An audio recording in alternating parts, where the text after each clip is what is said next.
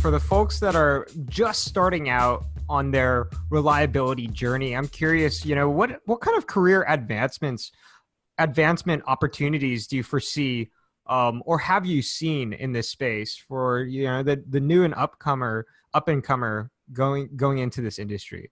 Yeah. Well, first of all, it really allows you to learn how all the pieces in the organization come together for a common goal.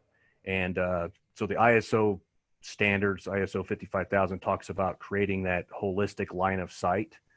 And as you're developing your maintenance strategies through reliability center maintenance or preventative maintenance optimization, et cetera, you kind of start seeing how all the pieces of the pie fit together.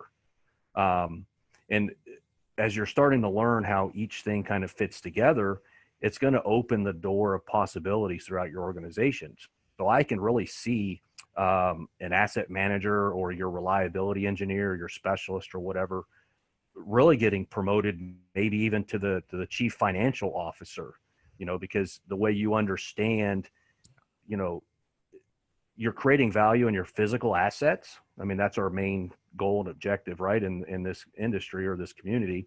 But as you're learning how to create this value in your assets, you can easily apply that to other assets, whether it's, your financial piece or whatever else a CFO does. Yeah. So those are just some of the things I could see, career enhancements or something like that. Absolutely. And, I think you bring up a really good point, which is, maintenance is not just here, and reliability is not just here to go out and fix something when it breaks down. Correct. It is, this department, this team is responsible for production and Yes. keeping our equipment up and running. And when we think about it that way, absolutely, right? There is such a big impact on the financials of an entire business. Yes, exactly.